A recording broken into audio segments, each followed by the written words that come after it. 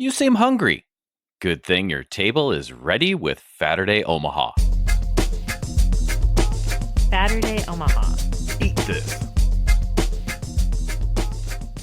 Hey, this is Dave with Saturday Omaha, and I am sitting here in the palatial KILS studios with an awesome guest who has braved the negative, ridiculous wind chill to be here with me to talk about costing and food costing, and I'm really excited to learn and also meet our guest, and that is Chef James Davis from Metropolitan Community College Culinary Institute. James, how are you? I'm doing great. Thank you so much for having me. You do many things for MCC.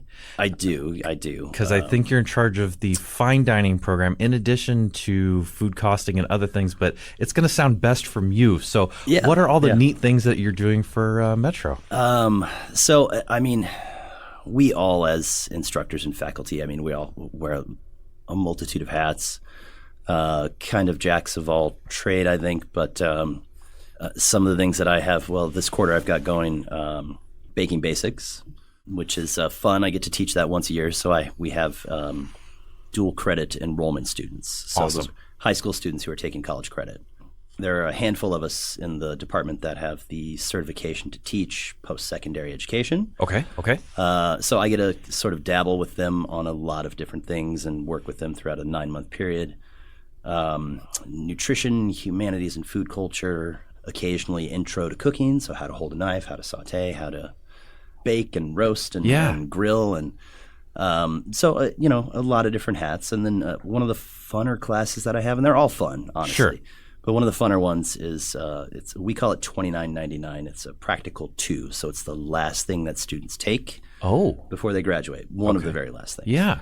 And so it's sort of this culmination of show us everything that you've learned over the last however many months or years it took you to get through our program. So traditionally 2 years, but we've got some students who've been with us 6 or 7 years, and they just kind of take their time and take one class at a time. And so, I'm so glad that Metro, we've kind of formed a nice link. We had Brian O'Malley on the show. Yeah. Doug Crispin's been on the show. Yep. So glad that you're here. You were mentioning kind of the final exam, if you will, or hey, show us what you can do. I was invited out, I think it was last year, for the baking final. Yeah. Holy smokes. Yeah. The work was beautiful. I had to pace myself because I think each student had to do like 5 or 6 different things, a bread, a petit four, and all these different things. My gosh, there's just so much stuff, and that's wild, which is kind of leads us into our food costing as well. Yeah. But $20.99, you said? Yep. Is that a similar effort there? It is. It's more from the savory approach. Gotcha. One of the courses they do have to make is a dessert, so they have to prepare for 6 people a 5-course meal. Wow. There's a lot of parameters that we put around it, showing emulsions and different things that they have to show us, but they theme the menu, they cost the menu, they write the recipes, they run nutrition analysis on everything. It touches back to everything that they would have picked up in our program. So wow. I would be remiss too if I didn't ask you as well, besides all these things that you've done at Metro and your instructorship, how did you kind of land at Metro, and maybe what are some of the places or things that you did prior or maybe currently even? Yeah. So it goes back. I'm actually coming up on 30 years in the industry. Really? Yeah. You don't look old enough to be in the industry. The gray hair gives it away a lot. I got a few up here too, so yeah. But no, so I started when I was 14 working at Happy Hollow Country Club. Okay. So I lived right across the street. Yeah. And it just started as sort of like really it started as a summer job. Uh-huh. And my mom just wanted me to get out of the house and go. My sister worked there as well as a server. And I just started out as a busser, moved into the kitchen really quickly and became a food runner. And so I just kind of sat there and watched everybody for like about 3 months. And then one day, as it seems to always happen in the kitchen, somebody no shows. Uh-huh. And it was the pantry guy, the garde-manger, salads, desserts. Yeah. And our executive chef kind of just out loud said, well, who the heck's going to cover pantry? And I said, I got it. And I just raised my hand and said, I've been watching this guy for 3 months. I can do that. And that's how it started. And I worked there actually through all 4 years of high school. and never really gave it much thought of a career. Okay. It was just fun and interesting. And I mean, you're playing with fire and knives and you get to create things. And Yeah. I've always been into art. I studied architecture for a while. Actually, I graduated high school and went into architecture engineering. Oh, awesome. And I was sitting there one day taking one of my final exams in my first 2 years for engineering. And I kept looking at the clock and looking at the clock. And it honestly like hit me like light bulb moment that I was looking at the clock because I couldn't wait to leave the exam and go to work. I mean, my goodness. It sounds like one of those things you see in movies or read in a book. It really did. It hit me. Wow. And I didn't even, at that point, I thought, I'm done with this architecture engineering. Yeah. I breezed through my exam, never looked back. I man. went to work and worked through that night. And then I got home and started doing some research on culinary schools. This was sort of the AOL chat line was about all we had on the internet days. Sure, so yeah. My research was a little more into kind of books and figuring out what was out there and available. No chat GPT AI for you at that time. Right, Yeah, yep. yeah. And so through my investigating, I knew that I wanted to get out of Omaha and just experience. I'm born and raised here. Sure. Nothing against Omaha. I just wanted to go Yeah. live somewhere else and see what life was like somewhere else. So You bet. started looking at culinary schools. And I came up with the major ones at the time were the Culinary Institute of America up in Hyde Park, New York. Then I looked at Johnson & Wales. Okay. And a lesser-known one, Le Cordon Bleu in Scottsdale, Arizona. Nice. Okay. So I sat there and I'm looking at them and I'm kind of, with the information I had, reviewing their programs and seeing the similarities. And I thought, well, I know I don't like cold weather. And so that just kind of steered me towards Scottsdale. Yeah.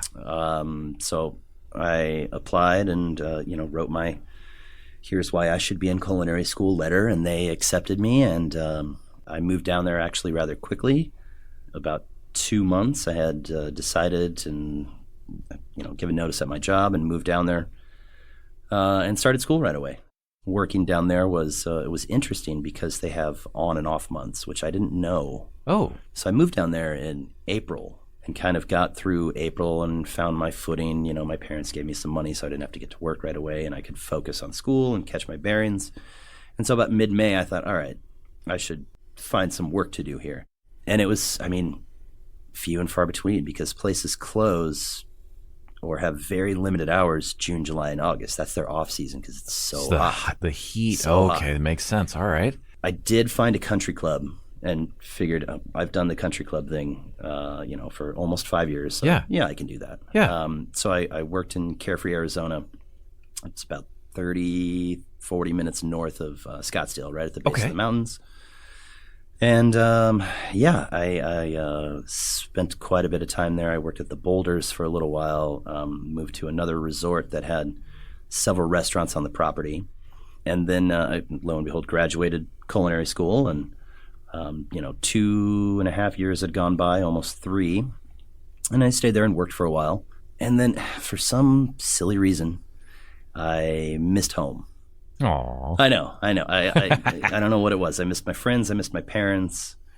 And so I made a call to a chef here in Omaha that I knew previously. I had worked with him at Happy Hollow. That was Chef Gary Hoffman. He was running the Upstream Brewing Company in the Old Market. So he had left, during my time in Arizona, he had left Happy Hollow and moved as executive chef for Upstream. So I called him. I said, Chef, I need a job. He said, all right, when can you be here? I've got a job for you. It wasn't anything glorious. Honestly, it was a prep cook position. Okay. I've saddled myself with all this culinary school debt. I'm going to be chopping some vegetables here. Yeah, exactly. For about $10.75 an hour, I think is what I started at. Yeah. And so I spent a lot of time at Upstream, actually 9.5 years. Wow. In a lot of various roles, prep to line to. I was executive banquet chef for a while, moved to sous chef, executive sous chef, and then we had opened our West location, the legacy location. And I moved out there as exec chef and ran it. So I had set a goal for myself that I wanted to make executive chef somewhere, anywhere by the age of 30, and I actually beat that. I made it by 27. So at Nicely 27, done. I was running the West Omaha store. Is it you I have to thank for that awesome mac and cheese that was out there? I was there for its inception. Good stuff. Yeah. Good stuff, my man. Smoked Gouda and ham. Yes. And, Oh my gosh, so good.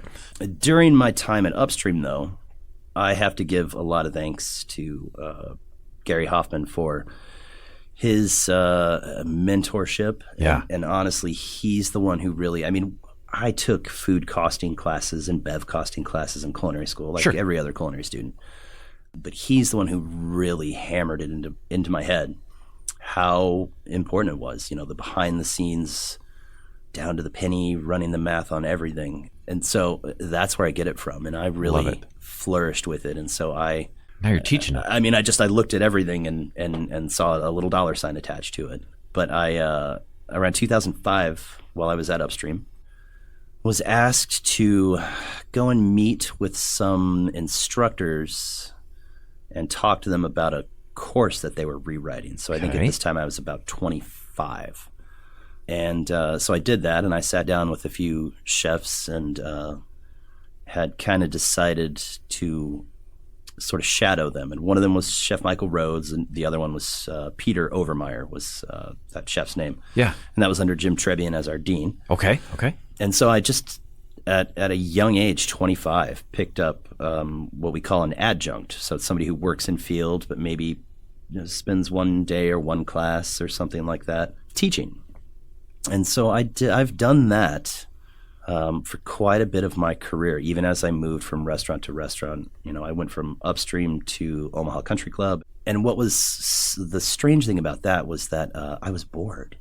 Nothing against Lionel. He was amazing to work for. But I went from busy restaurants, you know, I mean, we would serve hundreds of people a day. Upstream would get packed too. Yes, yeah.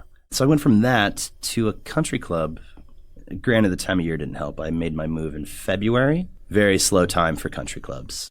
I left there, and I wound up under Greg Kutchell Management, and they were opening up a microbrewery. And I thought, well, I spent 9 years with Upstream. I know microbreweries pretty well. Right.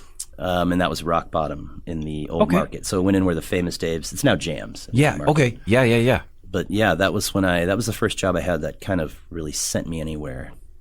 So they sent me out to Colorado, Denver suburb. And I spent about 8 or 9 weeks out there. What was interesting is I was teaching once a week. And so in my interview with Kutchell Management, I told them, I said, well, I have to be back here once a week because I teach this class. And they said, oh, sure, that's not a problem. So I flew back every week, taught, slept, and flew back on the red eye and went straight to the restaurant to work. Wow, so, you were like on a concert tour almost. Yeah, it's like, man, we got to get on the plane again. Yeah, it was fun. It was fun. That's cool. So I opened that restaurant and we had some fun, and then kind of out of nowhere, an old friend of mine from the Upstream, his name was Joe Rosner. He called me, and he had left Kona Grill out on, I think, New Jersey, and he called me, and he was moving back here to open up a restaurant, and he was looking for an executive chef, and that was Crave in Midtown Crossing. Yeah. So, and I thought about it, and I talked to their COO. Their hub is Minneapolis. Okay. And so he said, well, you know, we want to open this restaurant in October. I think at this time it was maybe late June, mid to early July. And so we had to move really fast. And so I gave my notice, took the job. I think I was in Minneapolis about a week later, and I spent a good 8 weeks up there as well. That was it was a really fun restaurant group to work for. That's it was awesome. The first restaurant I'd ever experienced where our corporate executive chef was adamant, and he said, no microwave. Nice.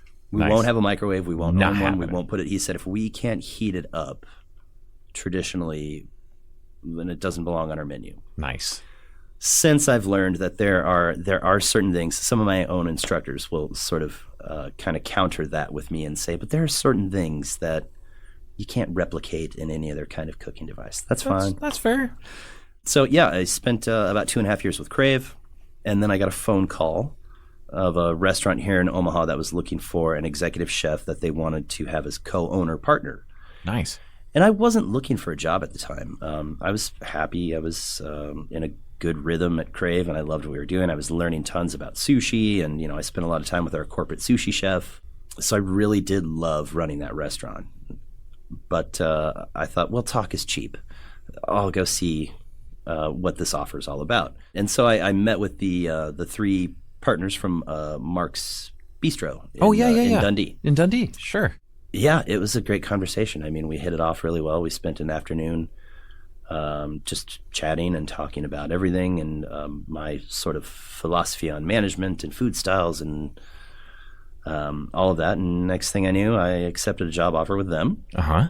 Keep in mind the whole time as I'm changing jobs, every couple of years, I'm still teaching at Metro. So I still have that tie to everybody that's there. And so I took the job at Mark's, and I was there for about 5.5 years. So it was early 2018. And a position became available at Metro, right? A full-time faculty position. Okay. Uh-huh.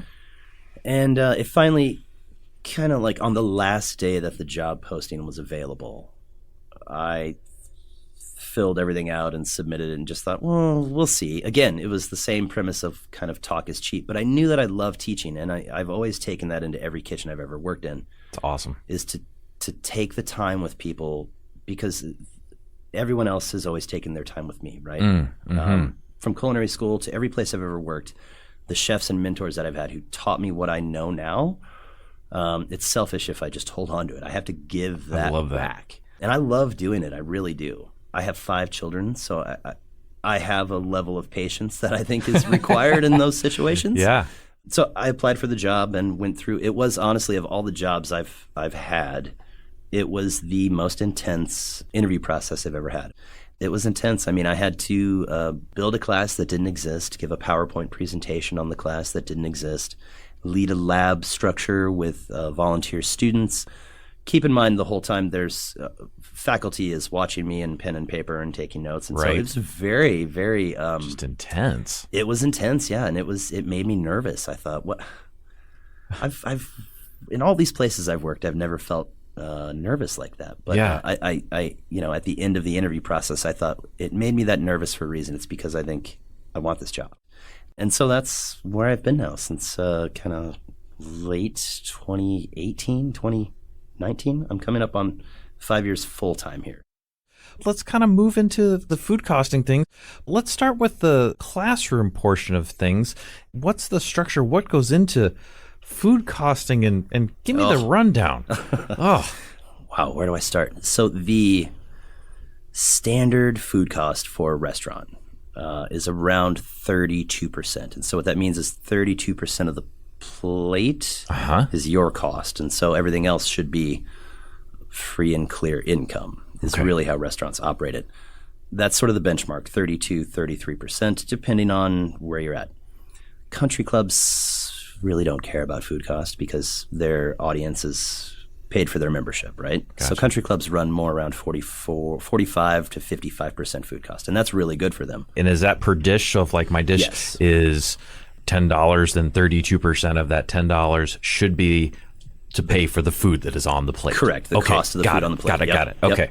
What gets interesting is when you start to run lower than that. Most of the places I've worked, I've shot for about a 28 to 29%. Which is a stronger profit margin, but harder target to hit.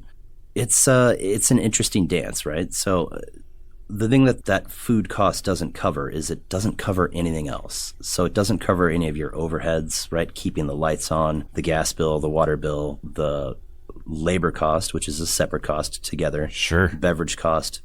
Those are all separate. And so when you look at those in the grand scheme of things in a restaurant setting, you're going to look at them on a P&L statement, a profit and loss statement. Okay. And, you make informed decisions from that. So restaurants will should look at them monthly. I looked at them daily. Wow. Because I just was obsessed with controlling those numbers. Yeah. A lot of restaurants, and maybe this is the sort of bait and switch, dangle the carrot, is when you have younger sous chefs or new chefs, you are doing a good job to set them up, or you're doing something right to set them up on a quarterly bonus program. Sure. Okay. So if you hit these numbers or do better, bonus kicks in. And who doesn't like more money? Right. So Good that's motivator. another reason I always chased it. So. Yeah. If a chef says, I really want to make this one thing, but it's really expensive, do you like, okay, my cost is going to be a lot more to make this dish, and then I try to balance that out by having something cost a little bit less on another dish? Or So that's where you're looking at something else, but it's called a menu mix or a P mix, a product mix. Okay.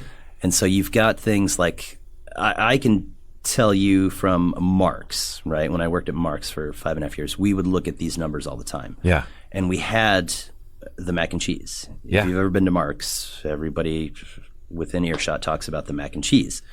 The mac and cheese was extremely inexpensive. Sure. And so it actually ran at something like an 18 or 20% food cost. Yeah. And so when you look at a product mix analysis, and then there were dishes that, of course, that I would want to put on the menu or run as a special that I knew were, high quality ingredients, but there's a threshold in any area, Omaha notwithstanding, where people just won't pay $60 for Chilean sea bass. I mean, yes, it's Chilean sea bass, but it's just too much. It's just too expensive. Gotcha. Yeah. And so you've got to kind of balance that. And so what you do is knowing that your mac and cheese, right, for example, you're gonna sell 100 of them probably on a Friday night, and you're gonna sell 30 of those sea bass. People won't pay 60, but you kind of know after a while the threshold of, okay, they will pay 45 or something like that. So you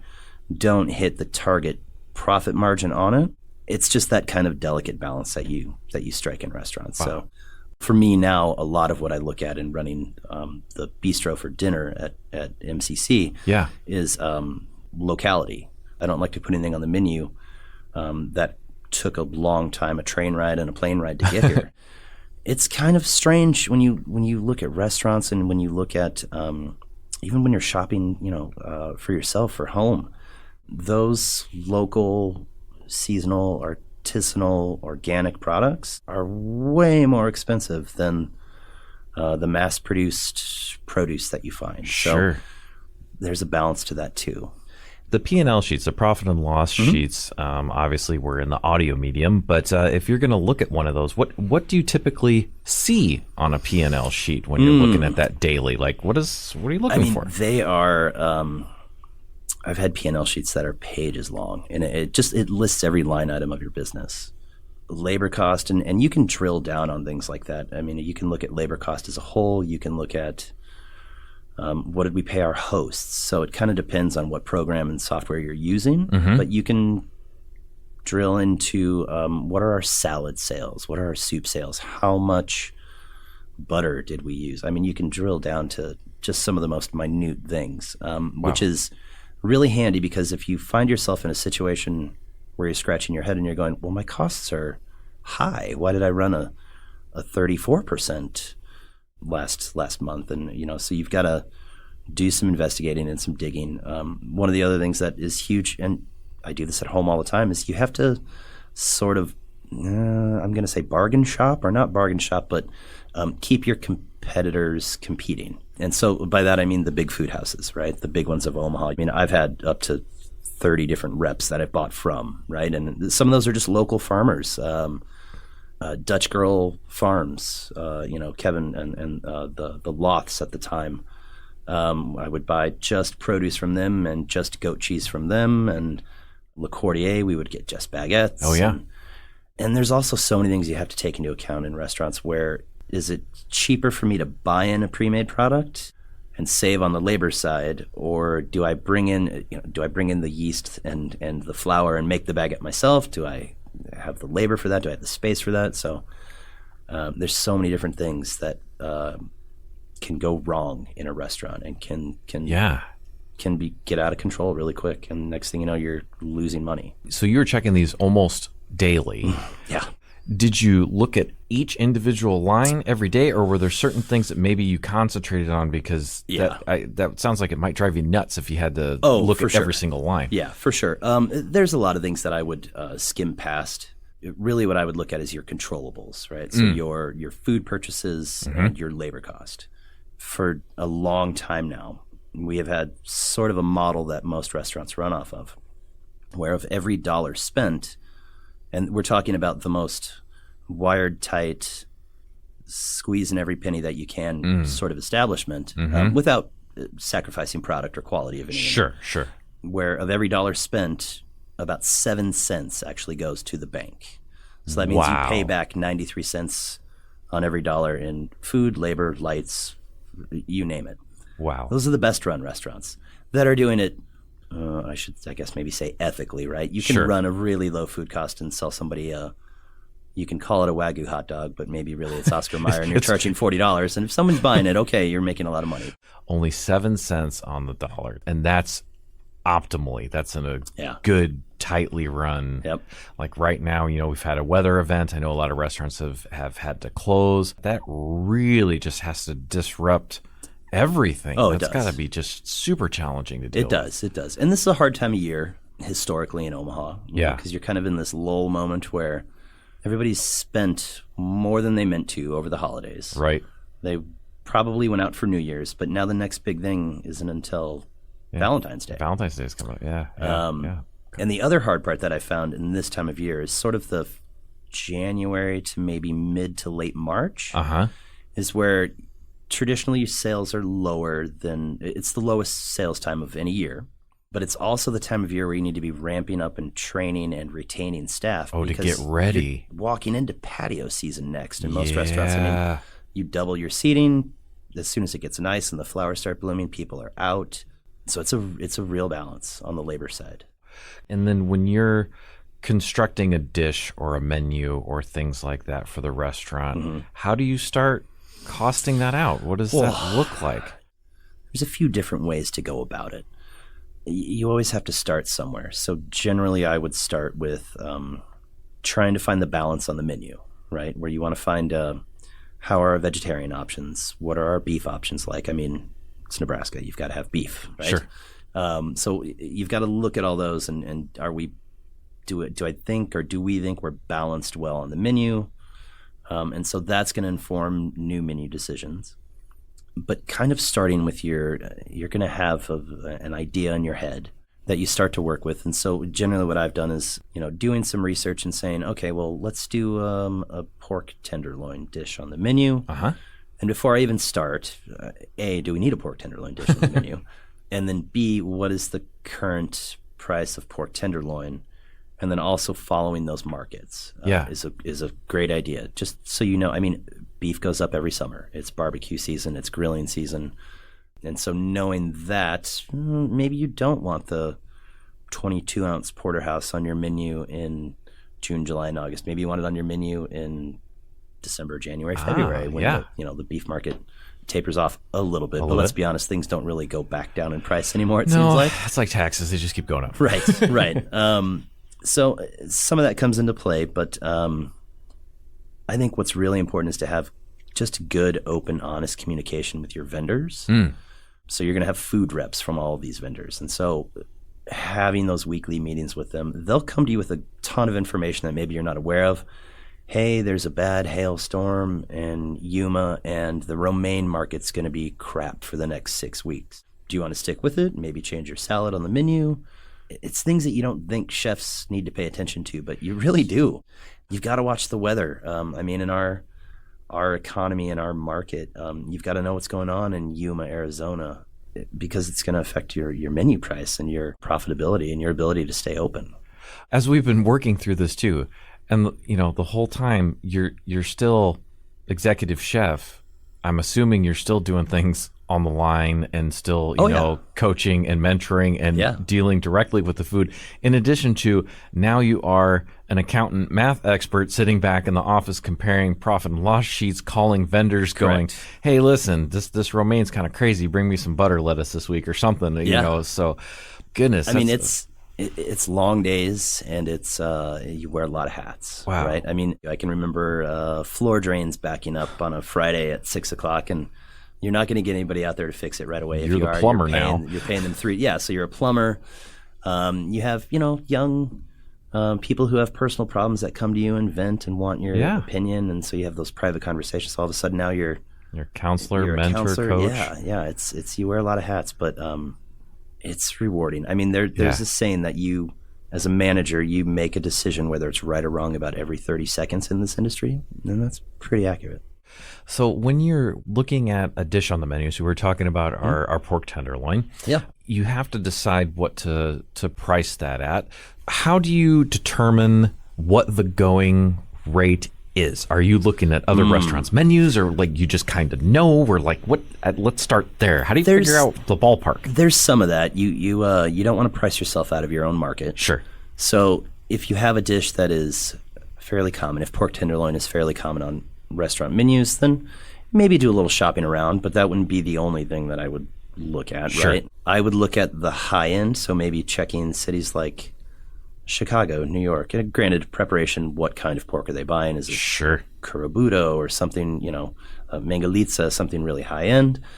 The great thing that I've always found in restaurants when you're developing menus for, maybe you're running a spring menu and then it changes for summer, and then so like at Mark's, we would change it 3 to 4 times a year. Running specials is just a great sounding board. Test right? the waters a little bit. So you take that pork tenderloin dish and create version 1. It's going to go through 27 changes before you actually menu it. But you're getting sort of instant feedback and going out and talking to the guests. Hey, what did you think? We're thinking about putting it on a menu. Do you think it's something you have to have that communication with them? But it also tells you, are people willing to pay that price? Is it perceived value at $25? I don't know. And if you go through a Friday night or a good, decent, busy night in restaurants, and you only sold a handful of them, you got to sit back and go, all right, is it the dish? Is it the price? Is it? And so you go back to the drawing board and reevaluate. And so that's how I've always tested the waters for new menu ideas. A lot of new menu ideas is just the ability to run them as a daily special. And then when you're looking at actually costing out that dish, so you're looking at the price of pork, but then you probably need salt and pepper, and I'm going to need to make a gravy and side dishes. So now, how do you start getting all the way down to like the salt? That's very real. A lot of chefs struggle with that. But you've got to know your pricing. You've got to, again, control your pricing. As a chef, you've also got to watch your invoices, because it's really common to, 1 week you're buying, I don't know, micro carrots for $8 a pound, and then the next week you're not watching, but it's $8.15 a pound. The following week it's $8.25, and then so those prices can creep up on you, and next thing you know, you're scratching your head, going, "Why is my food cost look like this?" But you've got to figure out your portion and what the final plate looks like, and you've got to do the math all the way through it, and keep things relative to the way you purchase them, right? So if you're buying carrots by weight, you want to cost them by what's the per ounce cost. Maybe you've got to break it down to that. So about 50 pounds of carrots, and I'm putting 4 ounces on this plate, so that costs this much. Okay. And I mean, you can get into things like the yield analysis of it all. The pork tenderloin, you're going to do some trimming. There's not a lot, like you said, not a lot of fat on it, but there's silver skin, so you've got to cut that away and know that at best you're going to get 85 or 90% yield on it. So that all of a sudden raises your price before you've even cooked it and put it on the plate. Yeah. To answer your question about the salt, because that gets tricky, right? That gets very, when you get down to 1/16 of a teaspoon of salt, they don't even make a 16th teaspoon. How do you cost that? So when it gets to those really small things, one of the most unique things I've ever learned, and I haven't seen it in a lot of restaurants, but it's something I've carried with me everywhere I've gone. It's been called, and you can read about it and do some research. Some chefs and restaurants follow it. It's called the Q factor. Okay. And so the Q factor is all of the little uncontrollable things. Like, do you have salt and pepper shakers on the table? Are there sugar packets on the table? Are you putting ketchup with the fries? Or is the guest asking for ketchup? Is there a ketchup bottle on the table? And so those are all what we call Q factors, kind of the uncontrollables. Yeah. But they're still food. Right. And so it's coming out of your food budget, and you have to control those. So if you're costing, I'm going to switch it up. If you're costing a burger and fries, 9 out of 10 of us, probably more than that, are going to want ketchup with our fries. Yes, please. So you can either cost the per ounce and attach that to the price of the burger, or you can just lump it a little bit and call it the Q factor. So it depends on the dish. But when it comes to like the saute cook seasoning the pork with kosher salt and black pepper, it's a Q factor thing for me because it's such a small amount. But you know that over time, and the thing that happens in restaurants is don't watch the dollars, watch the pennies and the nickels, right? The profits in the corners, if you've ever heard that one. So it's and it's totally true. So the Q factor, like pretty much every dish I've ever costed, my Q factor would round out at about 12 to 14 cents, depending on what might go on the dish. Okay. And so that gets tacked on to your final price, and then you run food cost analysis from that. When you're food costing too, is there an amount of loss that you factor for also? If somebody burns a dish or drops one, or is there a Z factor in there somewhere that goes with your Q? It's not a bad idea, actually. I've never ran one that way. Just Gotcha. Our industry is pretty unforgiving in a lot of ways. Sure. The line chef that overcooks the pork or drops it on the floor. Yeah. You hope it's just a one-off. Right. I mean, if it turns into, 2 or 3 of these came back, they're over-seasoned or they're raw in the middle. Steaks are one of the hardest. Everybody's perception their of own. medium rare is a little bit different. It is a little bit different. And is affected by like the lighting in the restaurant It too. absolutely is it darker? is. Yeah. Oh, so man. that's always there's no known that I know of anyway. There's no known C factors, you put it. Although Gotcha. maybe there should be.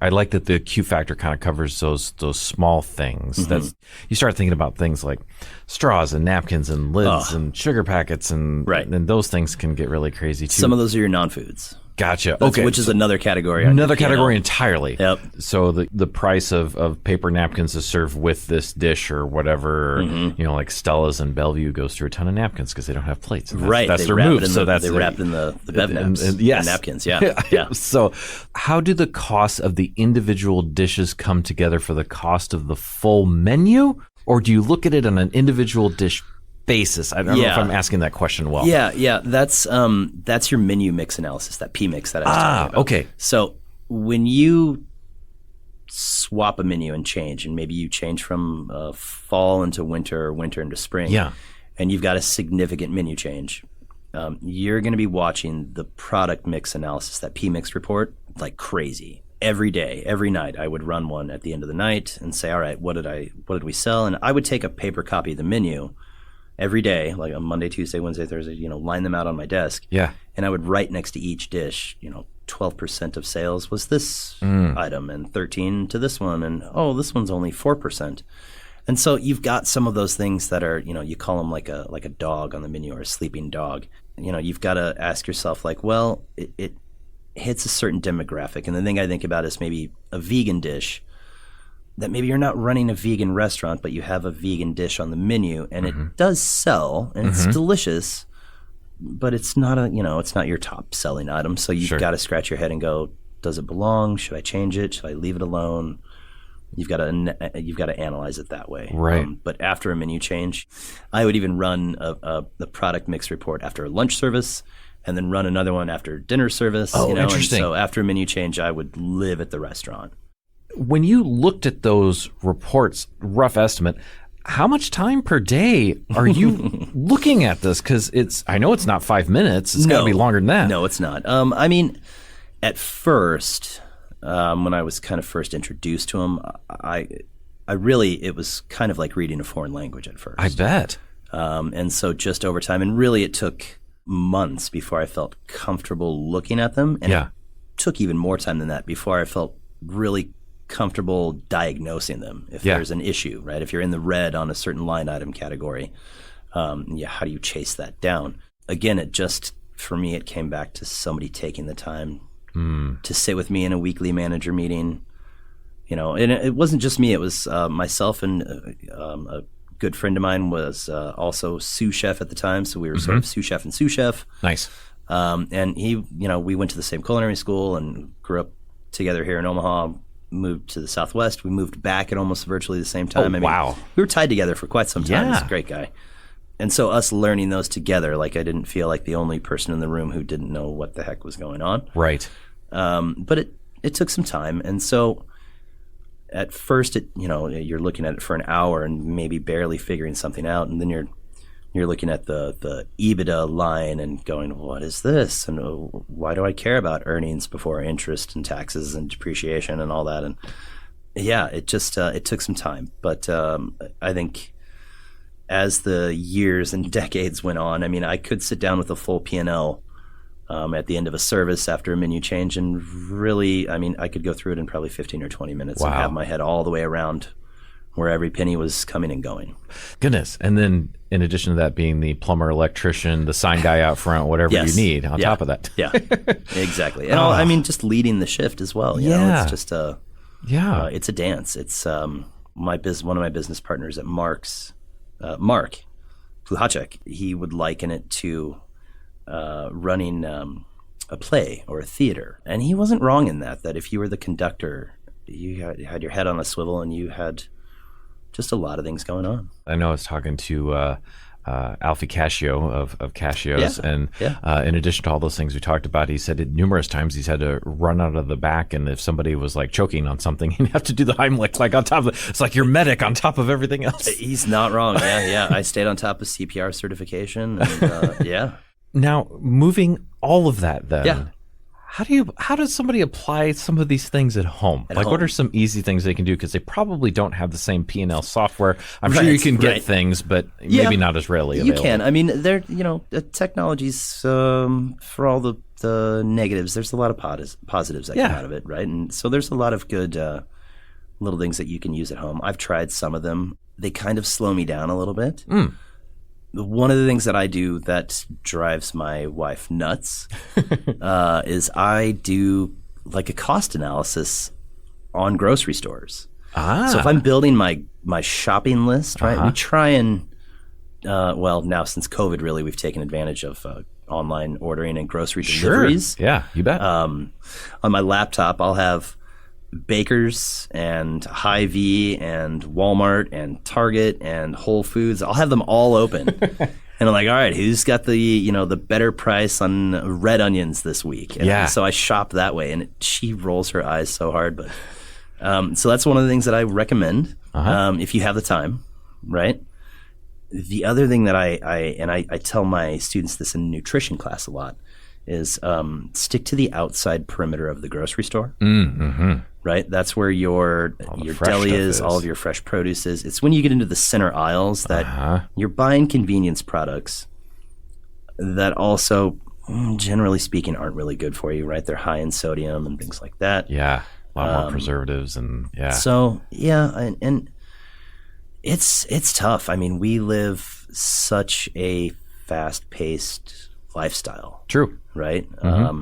Yeah. I get it. We don't have time. Right. Everybody's so busy. Nobody has time to go home and cook a 2-hour meal and then clean for an hour and a half afterwards. Right. You got to scrub pots and pans and run the dishwasher. And so it's hard. So quick 30-minute meals, I think, are great. If you can. Crock pot stuff is fantastic.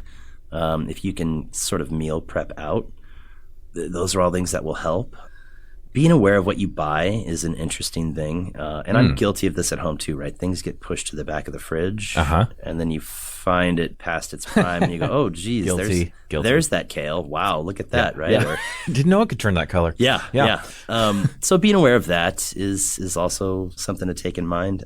Anything you can do to maybe buy the whole product as opposed to the fabricated. And when I say that, I'm really thinking about meat, right? And some of the big ones that stand out to me are buying a whole chicken versus buying the chicken breast or the chicken thigh, because you're paying for that fabrication process. Right. So a whole chicken per pound price is way cheaper. Now, it may change the dish, right? Because I only get 2 chicken breasts and 2 thighs and 2 wings, and I'm feeding a family of 7. Right. So not everybody's going to get chicken breast tonight. Right. So it may change the way the dish you make. Maybe it turns more into a stew or pasta dishes. I'm a huge fan of. The other one that always comes to mind is pork loin. I like to buy those at Costco. Yeah. They're ungodly cheap. I just bought one this weekend. It's 5 or 6 pounds, and it's $20. Nice. And then just take that and cut it into sort of meal-sized roasts. Yeah. And then freeze, right? And so then you're just taking out one at a time. Sous vide cooking has been a lifesaver for me. Nice. I can treat it sort of like, I Had some relatives in town over our holiday break, and they wanted steak for dinner. And so I shopped around, and I mean, filet, yes, delicious. Right. Ribeye, yes, delicious. All pretty pricey. It's not like you're going to really get 3 or 4 dinners out of it. It's a one shot. That's dinner tonight. Yeah. And so I bought some, I think it was like a black Angus top sirloin. And top sirloin, while it's delicious and full of flavor, is sort of notorious for being a little tougher and chewier, right? If you cryovac them and sous vide them 2-3 hours at 128 degrees, they will cut like butter. Awesome. Right? So things like that. From a restaurant standpoint, leading into home, you've got a lot of these things that are really coming into play now that used to be sort of chef secrets, right? Like the hanger steak, the flat iron steak was like this hidden gem for a long time. And so once those start to get used more and more in restaurants, the culotte is kind of the one now, which comes from the hind quarter, and it's delicious, but you're going to be paying ribeye filet prices on it, after a year or two. Chefs find them, they use them in restaurants. You have a great sort of markup on them where you like run an amazing profit on them. The rest of the world catches up, and next thing you know, it's in the grocery store aisle for $15 a pound, and you're scratching your head going, all right, what's the next thing that I switch out? So well, I suppose too, keeping your waste to a minimum is probably a good thing, or huge. Repurposing leftovers, like, if it is, you do that whole chicken one day and you got some leftover chicken, maybe it's chicken burritos, and those, the cryovac or food savers and your freezer are good moves, and and they're not that expensive anymore. Nice. They've come way down in price. So I think I bought a little sous vide circulator and a cryovac machine off of Amazon, and I don't think I spent over $70 for both of them. I'm going to put together a dinner party for a decent number of guests. So maybe, 15 people or 20 people or something like that.